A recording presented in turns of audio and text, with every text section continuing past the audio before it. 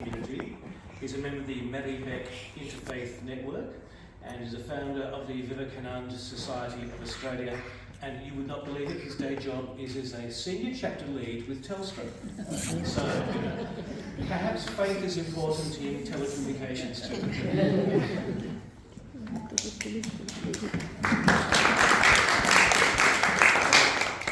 Ultimate. Hello. So before I begin, I would like to acknowledge the traditional owners of the land on which we meet today. I pay my respect to their elders, past and present. Thank you very much for giving me this opportunity. Namaste. A very good evening to all of you. I am Yogesh Bhatt. I am someone who is passionate about people and community. So today's topic is very interesting one. Have you ever wondered how arranged marriages worked? How divorce rates are so low in such a large population? It is just less than 1%. Have you thought what red mark, what a little chain around neck, what a little vermilion around the hair mean to a lady? And the answer is wedding. Every religion and culture has their own set of rules.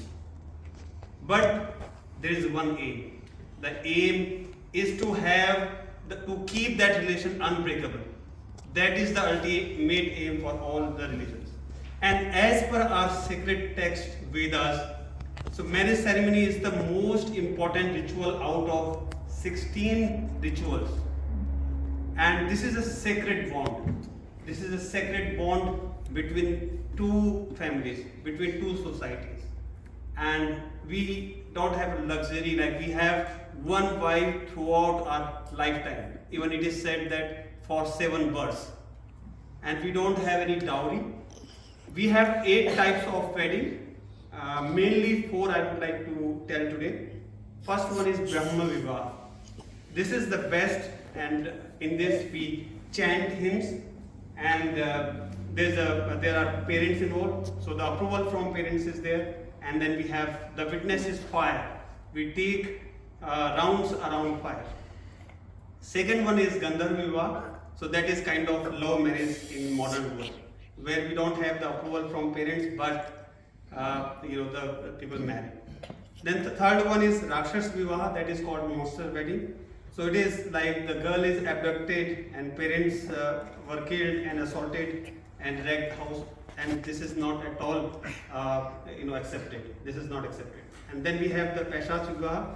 This is kind of the date rape and all that kind of thing. That is also not recommended. So the one recommended is the Brahma Vivah, where all the chants are there and we have approval of parents.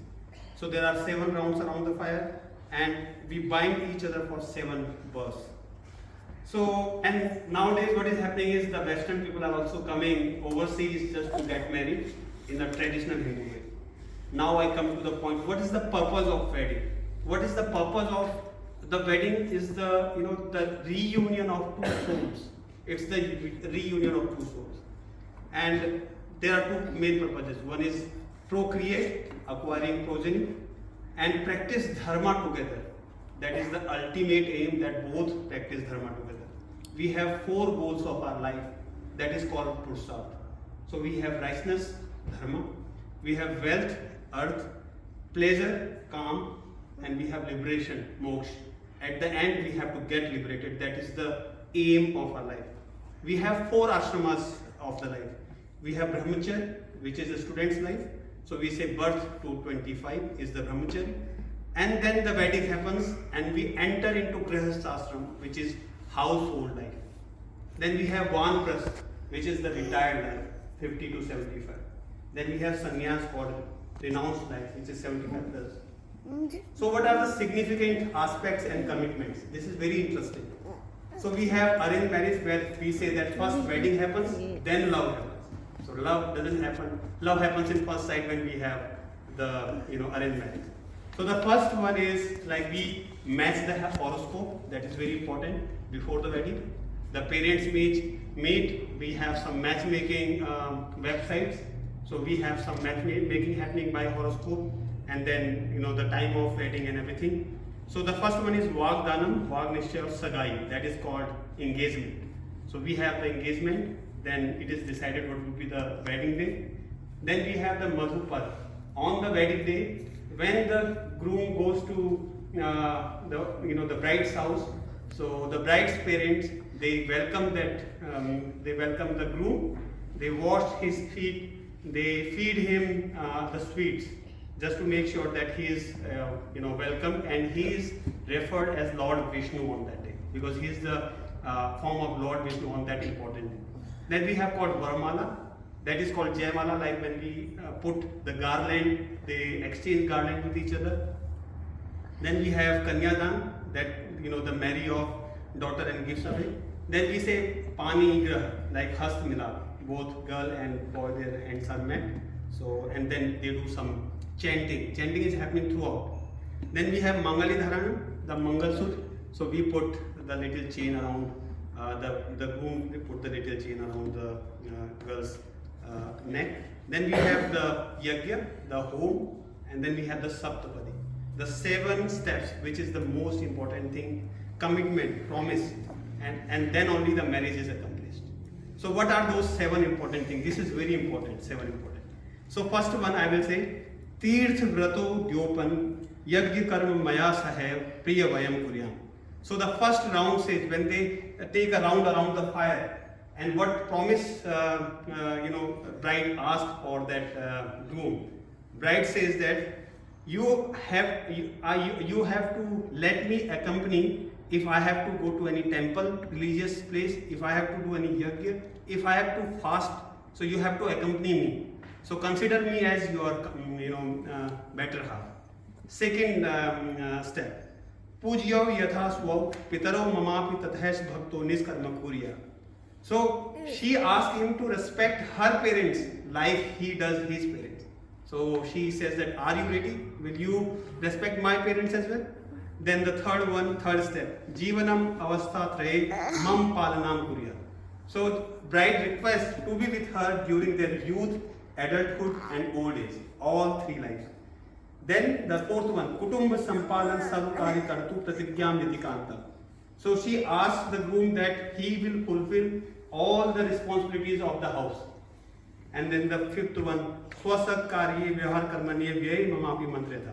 If he participates in any kind of monetary transaction, if you are taking any money from bank or something, you are taking any loan, so you have to let me know, so that I am aware about what transactions are being made. So please consider my opinion as well. And then we have 6th one, Nam epapis savede sakhinam yutam nava duryapsanam pratit. He will never insult me in front of her friend, in front of his friends. There will be no gambling, there will be no bad habit. This is what she asked for the promise. And the last one is Paristriyam Matra Samam Samikshya Sneham Sada Chenmai Kant Kuriya.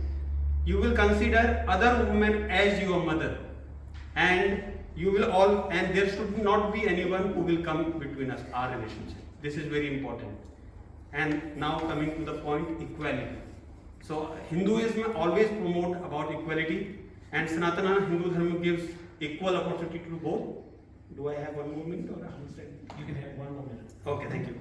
And it is said, Yatra Naryastu Pujyante Ramante Tatra Devta. Where ladies are worshipped, we have deities there. We have God there. If ladies are not respected, God is not there. And it is always combined decision, like in our gods also, Sita Ram. So the lady's name is always first. Lakshmi Narayan, Gauri Shankar. So and we don't have any forceful marriage. We all are mature these days. And for the same gender, we don't have anything mentioned, and it is not natural, and however we respect everyone. We don't comment, and as it is not mentioned in our sacred books, but we respect everyone. And we follow Hindu Marriage Act 1955. We don't have any domestic violence. We follow court and constitution, and if there is anything, we follow the training and we go to our advisors and our elders. And at the end, I will always say, I hope this is the bond, this is the union between 2 souls, and if they both get liberated together, if they do service of the community together, if they do betterment of each other, they can lift each other up. That is the purpose of Hindu medicine. Thank you very much.